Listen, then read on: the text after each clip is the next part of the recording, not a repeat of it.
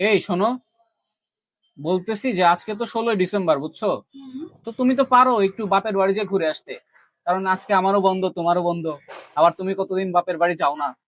এই হ্যাঁ, ভালো কথা বলছো, চলো যাই ঘুরে আসি। হ্যাঁ হ্যাঁ, যাও, অনেকদিন তো তুমি যাও না। কিন্তু 16ই ডিসেম্বরে তো আমার কোনো ড্রেস নেই। আমি যে তোমার জন্য এরাউস ফ্যাশন থেকে নতুন একটা ড্রেস কিনে রাখছি, ওটা পরে যাও। তাই? ওকে হ্যাঁ, ওকে ওকে, ডান ডান ডান। যাও যাও, বাপের বাড়ি যে ঘুরে আসো।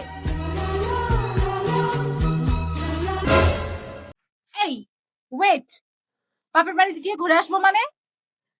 আগে তো তুমি কখনো বাপের বাড়ি যাওয়ার জন্য এরকম বলতে না, এখন কেন বলতেছো? ও, বুঝতে পারছি।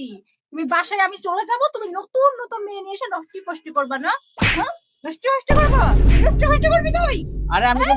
আমি তো তোমার ভালোর জন্য বলছিলাম। কিসের ভালো? আগে কই ছিল এত ভালো? আর এখন কিসের জন্য এত ভালো করতে হবে তোর?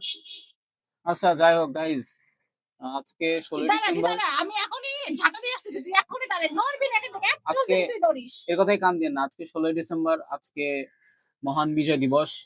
সকল শহীদদের প্রতি জানাই বিনম্র শ্রদ্ধা এবং ভালোবাসা।